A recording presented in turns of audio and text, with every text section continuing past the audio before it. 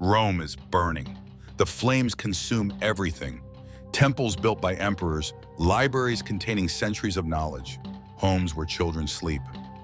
The screams rise above the crackling of wood and stone, merging with the smoke that chokes the summer sky. And on the Palatine Hill, watching the city devour itself in fire, stands a man with a lyre in his hands. He does not command his legions to fight the flames. He does not weep for his people. He does not pray to the buds. He sings. This is not legend. This is history. Tonight we descend into the madness of Nero, the emperor who believed himself an artist, declared himself a god, and turned Rome into a stage, even as it burned to ash around him. To understand the monster, you must first understand the boy who was never meant to be. Emperor, 37 AD. Lucius Domitius Ahenobarbus is born into the chaos of imperial Rome. His father dies when he is 3. His mother, Agrippina the Younger, is exiled by her brother, Emperor Caligula, accused of conspiracy. The boy should have disappeared into obscurity, a footnote in Roman history, a name carved on a forgotten tomb. But Agrippina is not a woman who accepts obscurity. When Caligula is assassinated and her uncle Claudius becomes emperor, Agrippina returns from exile with her young son, and she begins to plot. First, she seduces Claudius, her own uncle, and convinces him to marry her. Then she persuades him to adopt young Lucius as his heir, bypassing Claudius's biological son, Britannicus. The boy is renamed Nero Claudius Caesar Augustus Germanicus. He is 13 years old, and his mother has just made him the future ruler of the Roman Empire. Claudius's advisors warn him. The Praetorian Guard whispers concerns, but Agrippina's will is absolute. She has climbed from exile to empress through pure calculated manipulation. She will not stop until her son sits on the throne. 54 AD. Emperor Claudius dies suddenly after eating mushrooms prepared by his wife. The symptoms suggest poison. No investigation is ever conducted. Nero, at 16 years old, becomes emperor of Rome. At first, Rome rejoices. The new emperor is young, handsome, educated. He promises reform, justice, mercy.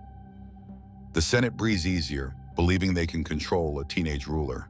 They are catastrophically wrong, because Nero is not merely a puppet emperor. He is something far more dangerous, an artist trapped in the body of absolute power. Power does not corrupt Nero gradually. It transforms him. In the beginning, he governs with the advice of his tutors, the philosopher Seneca and the Praetorian prefect Burrus. Rome prospers. The empire expands. The young emperor seems destined for greatness. But beneath the surface, something else is growing. An obsession that will consume everything. Nero believes himself an artist, not as a hobby, not as a pastime for an emperor. He genuinely believes his true calling is performance. As a singer, a poet, a tragic actor, a chariot racer. At first, he performs only for the court, then for invited audiences. Then he begins appearing on public stages, competing against professional performers. An emperor on stage. Like a common actor, Roman tradition considers acting beneath the dignity of even ordinary citizens. For an emperor to perform publicly is an abomination against every value Rome holds sacred. But Nero does not care about Roman values, he cares about applause. And when the applause is not enthusiastic enough, he makes it mandatory. Soldiers are stationed in theaters to ensure no one leaves during his performances. Professional clappers are hired to lead ovations. Those who fail to show sufficient appreciation disappear. The madness deepens. Nero's mother, Agrippina, the woman who engineered his rise, begins to lose control of her creation. She tries to influence his decisions, to remind him of the political realities that govern Rome. He finds her presence suffocating, her ambitions threatening, her very existence an obstacle to his self-image as divinely inspired artist emperor. So he decides she must die. The first attempt is theatrical in its cruelty. Nero invites his mother to a festival, then sends her home on a boat designed to collapse and sink. The boat does collapse. Agrippina swims to shore. When Nero learns she survived, he sends soldiers to finish the task. They find her in her villa.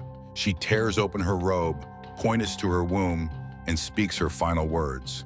"Strike here. This is where Nero came from."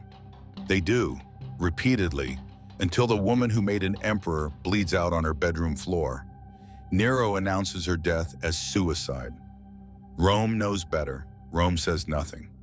Because by now, everyone understands. Disagreeing with Nero is fatal. The murders multiply.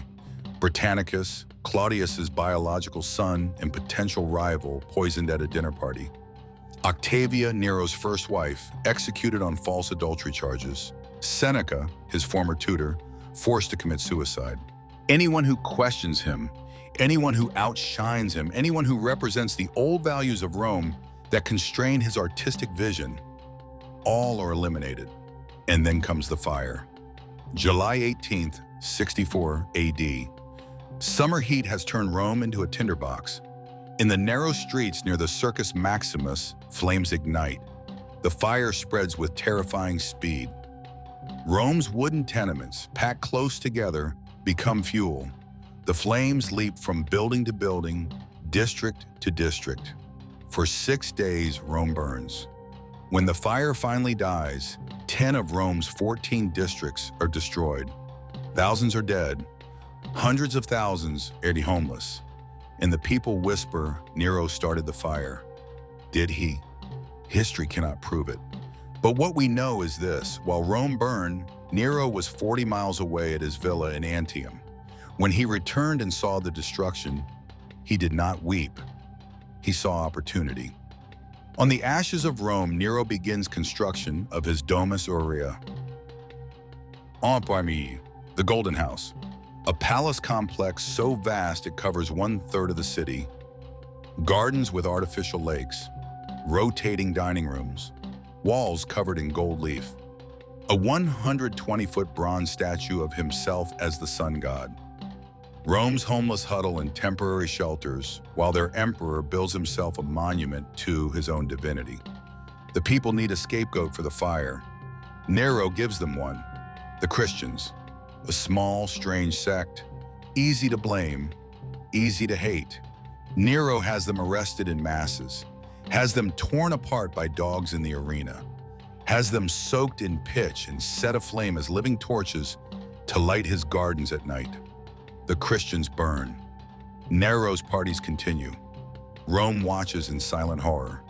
The emperor has crossed a line that cannot be uncrossed. He is no longer a ruler. He is a monster wearing a crown. By 68 AD, Nero has ruled for 14 years. Rome is exhausted. The treasury is empty, drained by Nero's artistic ambitions and his golden palace. The Senate despises him. The people fear him. The provinces are restless under crushing taxation. And the legions, the very foundation of Roman power, begin to turn. It starts in Gaul. Governor Gaius Julius Vindex declares rebellion, calling Nero a tyrant and a disgrace to Rome. His revolt is crushed, but the damage is done. The idea has been planted. Nero can be opposed. In Spain, Governor Servius Sulpicius Galba declares himself emperor with the support of his legions. Other provinces follow. One by one, the generals who command Rome's armies withdraw their loyalty from Nero. In Rome, the Praetorian Guard, the emperor's own bodyguards, begin to waver. They have tolerated Nero's excesses because he pays them well. But now, with the treasury empty and rebellion spreading, their loyalty becomes negotiable. The Senate, for the first time in years, finds its courage. They declare Nero an enemy of the state. They sentence him to death by ancient punishment, to be stripped, his head locked in a wooden fork, beaten to death with rods, his body thrown from the Tarpeian rock.